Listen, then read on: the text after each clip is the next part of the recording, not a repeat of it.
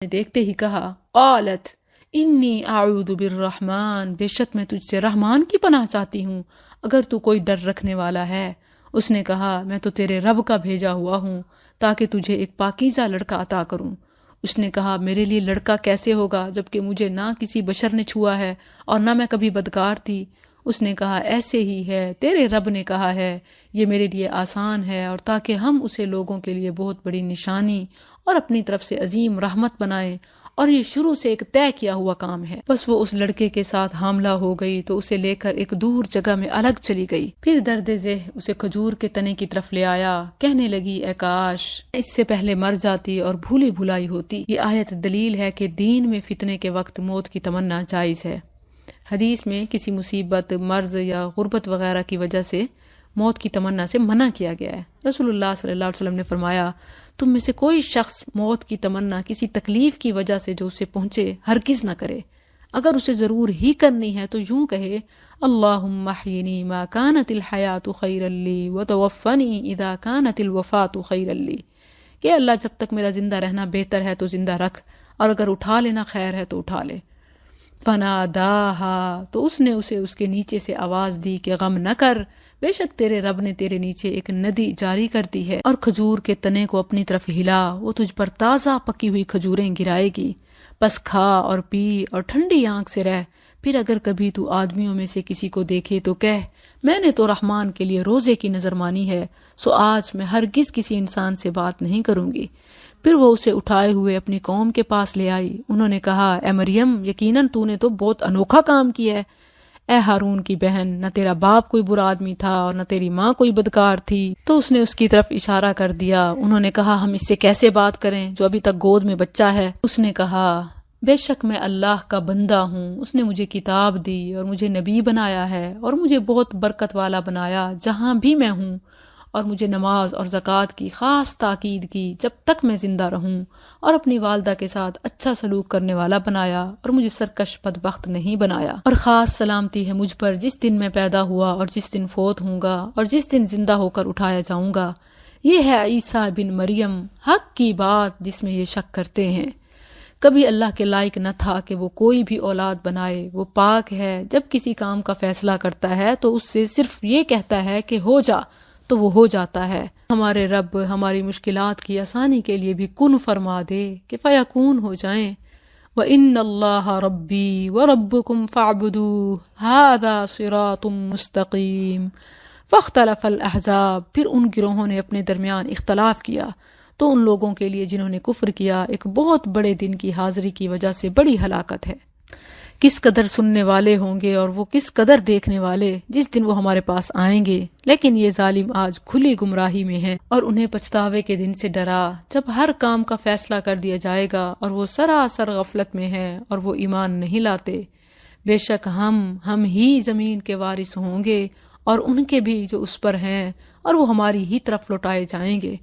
کون ہے، کہاں ہیں جو کہتے ہیں کہ اللہ نبی وارث، فلاں ولی وارث، مشکل کشا، غوث اعظم، داتا، فلاں فلاں؟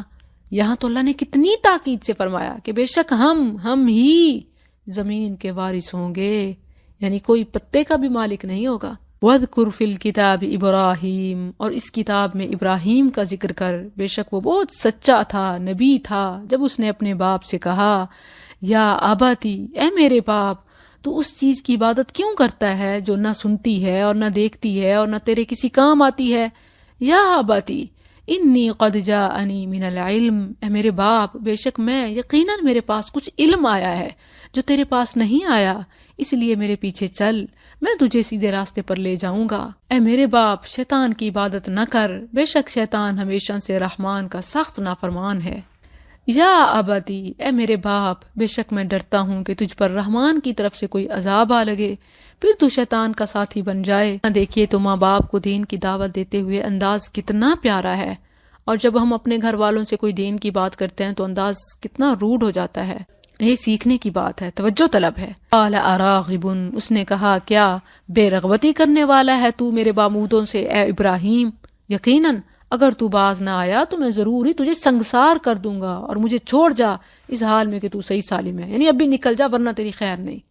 قال سلام علیک، کہا تجھ پر سلام ہو، میں اپنے رب سے تیرے لیے ضرور بخشش کی دعا کروں گا۔ یہ اس وقت کی بات ہے جب مشرکوں کے لیے دعا سے بھی منع نہیں ہوا تھا۔ انہ کان بی حفیظا، بے شک وہ ہمیشہ سے مجھ پر بہت مہربان ہے۔ واعتزلکم، اور میں تم سے اور ان چیزوں سے جنہیں تم اللہ کے سوا پکارتے ہو کنارہ کرتا ہوں اور اپنے رب کو پکارتا ہوں۔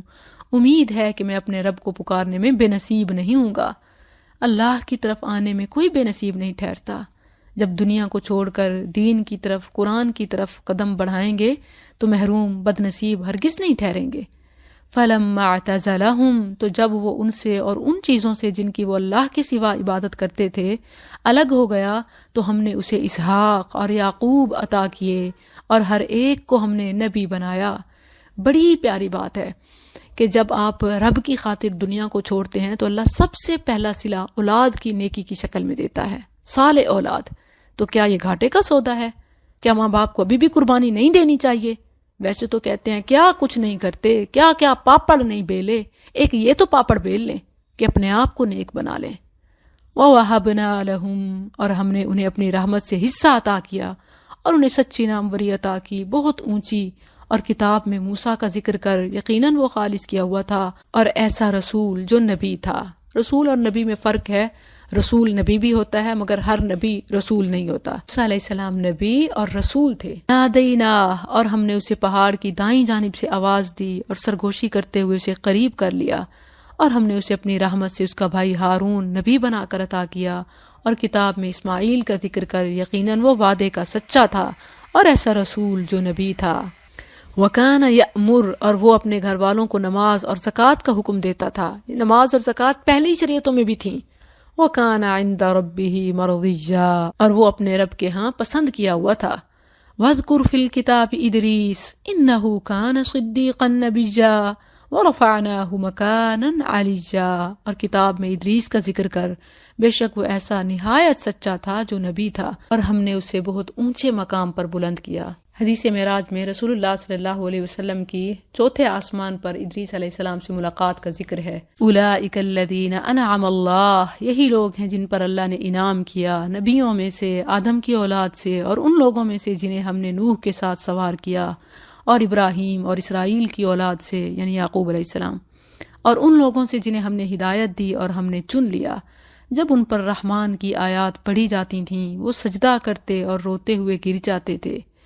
فَخَلَفَ مِن بَعْدِهِمْ، پھر ان کے بعد ایسے نالائق انشین ان کی جگہ آئے جنہوں نے نماز کو ضائع کر دیا اور خواہشات کے پیچھے لگ گئے، تو وہ عنقریب گمراہی کو ملیں گے۔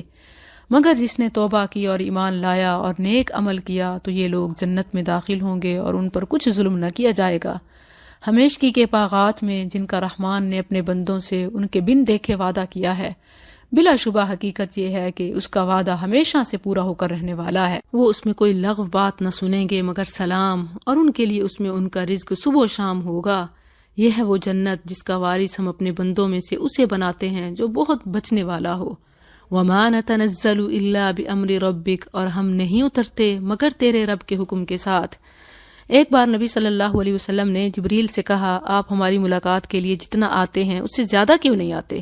تو یہ آیت اتری، وَمَا نَتَنَزَّلُ إِلَّا بِأَمْرِ رَبِّكَ۔ یہ بخاری کا حوالہ ہے کہ جبریل نے جواب دیا، ہم نہیں اترتے مگر تیرے رب کے حکم کے ساتھ۔ اسی کا ہے جو ہمارے آگے ہے اور جو ہمارے پیچھے ہے اور جو اس کے درمیان ہے، اور تیرا رب کبھی کسی طرح بھولنے والا نہیں، جو آسمانوں کا اور زمین کا اور ان دونوں کے درمیان کی چیزوں کا رب ہے۔ سو اس کی عبادت کر اور اس کی عبادت پر خوب صابر رہ۔ کیا تو اس کا کوئی ہم نام جانتا ہے؟ اللہ کا تو کوئی ہم نام بھی نہیں ہے۔ اور انسان کہتا ہے، کیا جب میں مر گیا تو کیا واقعی عنقریب مجھے زندہ کر کے نکالا جائے گا؟ اور کیا انسان یاد نہیں کرتا کہ ہم نے ہی اسے اس سے پہلے پیدا کیا جبکہ وہ کوئی چیز نہ تھا؟ تو قسم ہے تیرے رب کی، بے شک ہم ان کو اور شیطانوں کو ضرور اکٹھا کریں گے، پھر بے شک ہم انہیں جہنم کے گرد ضرور گھٹنوں کے بل گرے ہوئے حاضر کریں گے، پھر بے شک ہم ہر گروہ میں سے اس شخص کو ضرور کھینچ نکالیں گے جو ان میں سے رحمان کے خلاف زیادہ سرکش ہے، پھر یقیناً ہم ان لوگوں کو زیادہ جاننے والے ہیں جو اس میں جھونکے جانے کے زیادہ حقدار ہیں۔ جنت اور جہنم دکھائی سب کو جائے گی، پھر جنتیوں کو بچا کر جنت میں اور جہنمیوں کو اس کے اندر ڈال دیا جائے گا، اور تم میں سے جو بھی ہے اس پر وارد ہونے والا ہے، یہ ہمیشہ سے تیرے رب کے ذمے قطعی بات ہے جس کا فیصلہ کیا ہوا ہے۔ پھر ہم ان لوگوں کو بچا لیں گے جو ڈر گئے اور ظالموں کو اس میں گھٹنوں کے بل گرے ہوئے چھوڑ دیں گے۔ اور جب ان پر ہماری آیات واضح پڑھی جاتی ہیں تو وہ لوگ جنہوں نے کفر کیا ان لوگوں سے کہتے ہیں جو ایمان لائے کہ دونوں گروہوں میں سے کون مقام میں بہتر اور مجلس کے اعتبار سے زیادہ اچھا ہے، یعنی کفار دنیا دار دنیا اور دین کو کمپیئر کرنے کی کوشش کرتے ہیں کہ اس کا فیصلہ تو آخرت کو ہوگا، اور ہم نے ان سے پہلے کتنے زمانوں کے لوگ ہلاک کر دیے جو ساز و سامان میں اور دیکھنے میں کہیں اچھے تھے۔ کہہ دے جو شخص گمراہی میں پڑا ہوا ہو تو لازم ہے کہ رحمان اسے ایک مدت تک مہلت دے، یہاں تک کہ جب وہ اس چیز کو دیکھ لیں گے جس کا ان سے وعدہ کیا جاتا ہے، یا تو عذاب اور یا قیامت کو، تو ضرور جان لیں گے کہ کون ہے جو مقام میں زیادہ برا اور لشکر کے اعتبار سے زیادہ کمزور ہے۔ اس کا فیصلہ آخرت میں ہونا ہے، دنیا میں جلدی نہ کیا کریں۔ وَيَزِيدُ اللَّهُ، اور اللہ ان لوگوں کو جنہوں نے ہدایت پائی ہدایت میں زیادہ کرتا ہے، اور باقی رہنے والی نیکیاں تیرے رب کے ہاں ثواب کے اعتبار سے بہتر اور انجام کے لحاظ سے کہیں اچھی ہیں۔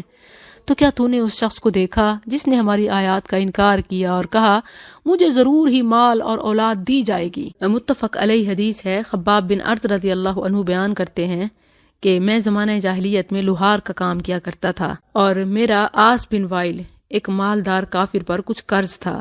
ایک دن میں تقاضے کے لیے اس کے پاس گیا تو وہ کہنے لگا کہ میں تمہارا قرض اس وقت تک ادا نہیں کروں گا جب تک تم محمد صلی اللہ علیہ وسلم کی رسالت کا انکار نہ کرو۔ خباب رضی اللہ عنہ نے کہا اللہ کی قسم میں محمد صلی اللہ علیہ وسلم کی رسالت سے ہرگز انکار نہیں کروں گا یہاں تک کہ تو مر کر دوبارہ زندہ ہو جائے۔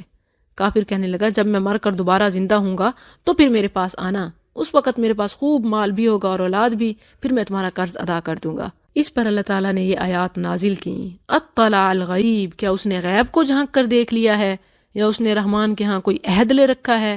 ہرگز نہیں، ہم ضرور لکھیں گے جو کچھ یہ کہتا ہے اور اس کے لیے عذاب میں سے بڑھائیں گے بہت بڑھانا۔ اچھا ضروری نہیں ہے کہ یہ صرف اسی کے لیے ہو، چونکہ الفاظ عام ہیں تو ہر وہ شخص جو دنیا میں دینے کے بجائے کسی کا حق کہتا ہے کہ قیامت کے دن لے لینا، یہ اس کے لیے وارننگ ہے۔ وَنَرِثُهُ مَا يَقُولُ، اور ہم اس کے وارث ہوں گے ان چیزوں میں جو یہ کہہ رہا ہے، اور یہ اکیلا ہمارے پاس آئے گا۔ اور انہوں نے اللہ کے سوا اور معبود بنا لیے، مسئلہ اصل میں یہی ہے تاکہ وہ ان کے لیے باعث عزت ہوں۔ ہرگز ایسا نہ ہوگا، عنقریب وہ ان کی عبادت کا انکار کر دیں گے اور ان کے خلاف مد مقابل ہوں گے۔ کیا تو نے نہیں دیکھا کہ ہم نے شیطانوں کو کافروں پر چھوڑ رکھا ہے، وہ انہیں ابھارتے ہیں، خوب ابھارنا، بس تو ان پر جلدی نہ کر، ہم تو بس ان کے لیے گن رہے ہیں، اچھی طرح گننا۔ جس دن ہم متقی لوگوں کو رحمان کی طرف مہمان بنا کر اکٹھا کریں گے اور مجرموں کو جہنم کی طرف پیاسے ہانک کر لے جائیں گے، وہ سفارش کے مالک نہ ہوں گے مگر جس نے رحمان کے ہاں کوئی عہد لے لیا، یعنی شفاعت کا حقدار وہ ہوگا جسے رحمان کے ہاں عہد نجات حاصل ہے۔ اس عہد سے مراد کلمہ شہادت کا اقرار ہے۔ جو توحید پر قائم ہے اللہ عز و جل اسے یقیناً جہنم سے نکالے گا، یہ اس کا وعدہ ہے۔ قالوا اتخذ الرحمن ولدا، اور انہوں نے کہا رحمان نے کوئی اولاد بنا لی ہے۔ بلا شبہ یقیناً تم ایک بہت بھاری بات کو آئے ہو، آسمان قریب ہیں کہ اس سے پھٹ پڑیں اور زمین شق ہو جائے اور پہاڑ ڈھہ کر گر پڑیں، کہ انہوں نے رحمان کے لیے کسی اولاد کا دعویٰ کیا، حالانکہ رحمان کے لائق نہیں کہ وہ کوئی اولاد بنائے۔ آسمانوں اور زمین